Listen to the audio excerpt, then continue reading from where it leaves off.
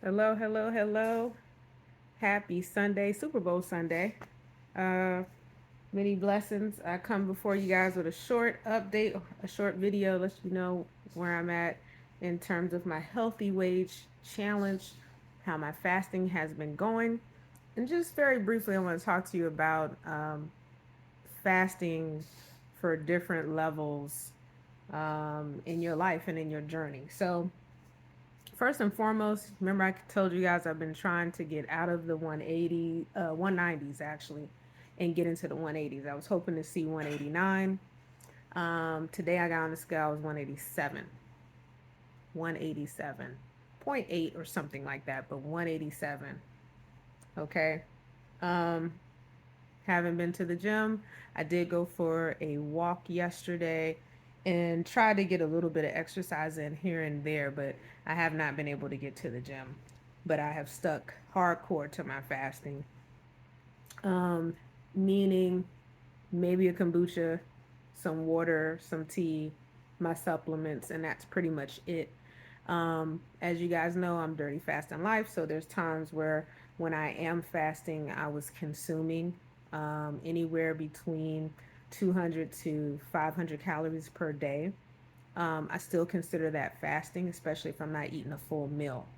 So there are times where you're going to have to adjust what you do in your fast. Okay. And I'll elaborate a little bit more about that. So essentially, if you are trying to lose weight, you're on a weight loss journey, not maintaining, you know, not trying to lose 5 or 10 pounds, but actually trying to lose anywhere between, I'm just going to say maybe 40 to 100 pounds and even more. Um, when you initially start fasting, you will hear about these different types of intermittent fasting. Um, Maybe you don't eat until 10 a.m., 11 a.m., even though you've gotten up at 7 in the morning. Maybe your eating window is only from 12 to 6, or something like that, some type of interval like that. This is great in the very beginning of your weight loss journey. You will see that you are going to lose weight. You're going to feel good. Um, there's been people who have lost 30, 40, 50, 60. I lost 70 pounds last year. I went from 248 to 174. Okay, so do the math there. And it was great, but in my journey, I had to fluctuate. I had to change how I was doing my fast. So initially, it was working very well doing the intermittent fasting, the OMAD, um, the alternate day fasting. All of that was great. But then you start to hit a wall, your body starts to adjust, your body should be adjusting. And then you have to step it up a notch. And I discovered that there were people who were doing 72-hour fast, rolling fast. So they'll have a day of eating and they'll get right back on it, and do another 48 hours or 72 hours and sometimes even longer on a fast. Um, and I thought, wow, maybe I should try that.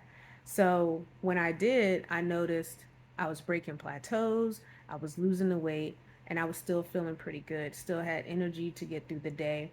Um, Also, what I picked up was meditation, journaling, um, exercising. I had to find something to replace the food intake, that dense level of food that I was taking into my body. I had to find something else to replace that. And so, fasting is great, but you also have to meditate. You also have to incorporate going for walks, reading, journaling, planning, gardening, anything that's going to give you another source of energy and activity versus just, oh man, I'm on this water fast and I have like nothing else really to do, nothing else to keep me busy, nothing to occupy my mind, my day. It makes it really hard to stay on the fast. So just remember to think about fasting, but also when you are fasting, change it up. You got to change it up a bit. Now, the other thing is this: if you're on a weight loss journey, OMAD is only going to do but so much for you. Okay. If you're doing OMAD, if you're doing alternate day, um, you're going to be doing well and losing weight, and then you're going to hit a wall if you're not incorporating maybe a lot of exercise or something else added with that. You're going to gain weight because, real quick, most of you know this, some of you don't. As soon as you start eating and you're overweight, you're obese, and you're trying to lose weight, and you start eating again on a regular basis, OMAD is a regular basis, okay? Your body is going to start storing fat, okay? Look at it like this: when you are fasting, by the second, third day, your body goes into ketosis, which means it is no longer using the glycogen, the glucose, everything that's in the refrigerator, if you will, of your body for energy. What's on the surface? Just open up, boom, I can grab it. That's what your body does. It takes those sugars, the glucose, the glycogen, and those stores is easy to grab, and that's what it will use. Once you have burnt all that off, and it literally takes 36 hours to get rid of the food, let it go through your digestion, come out your body, okay? Then you can actually say you're empty.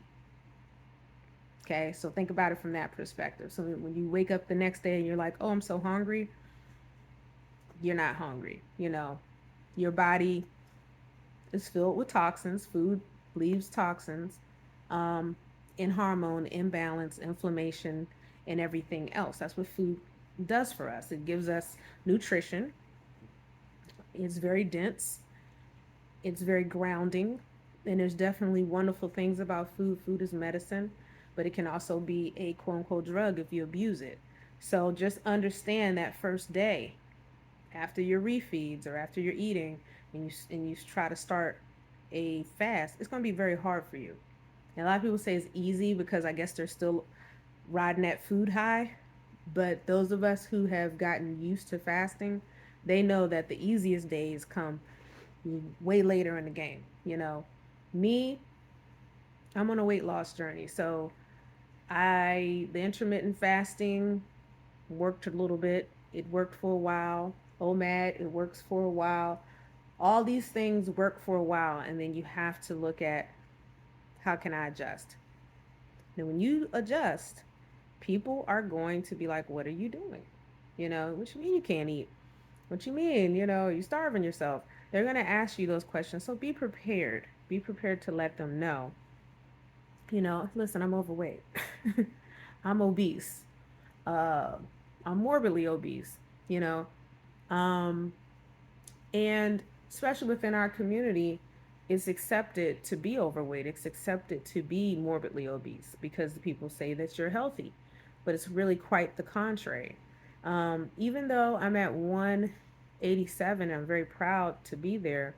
Technically, I am still what you would call overweight.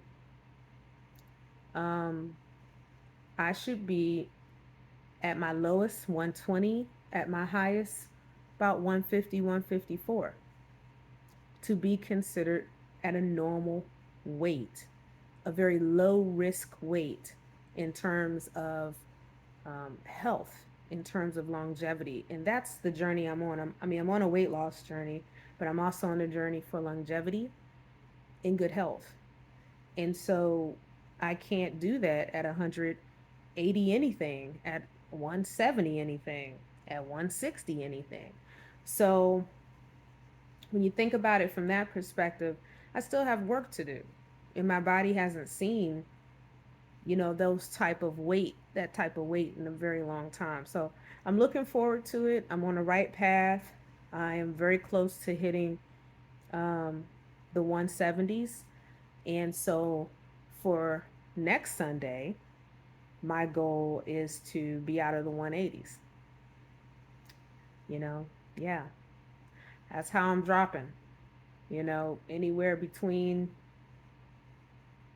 6 and 7 pounds uh, a week. I look to drop anywhere between 1 pound to 2 pounds a day. That's my goal when I am fasting. So I got work to do, got a lot of catching up to do. I know I can do it. Understand that you can do it too, but you're not going to be able to do it and really see the results you want to see if you are doing OMAD and alternate day fasting. Now alternate day fasting is a little bit better than OMAD, but if you are calling yourself doing OMAD and you're trying to lose weight, or you did alternate day fasting and now you're doing OMAD and you're like, I'm trying to lose weight, I'm on a weight loss journey, you have just put yourself 2, 3 steps behind.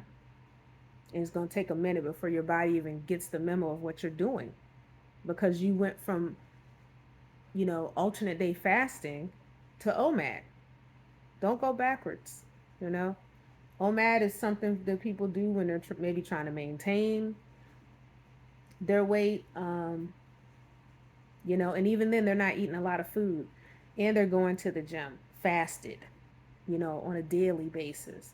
So remember, routine, consistency, change it up. You're going to have to change it up. And if you are trying to lose weight, intermittent fasting and OMAD,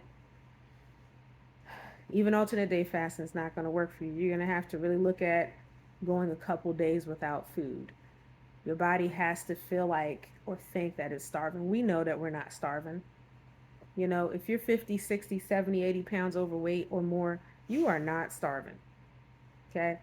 That's just your brain doing all it can to get you to stop taking out its glucose. It doesn't want to store, it wants to store fat. Our bodies want to store fat.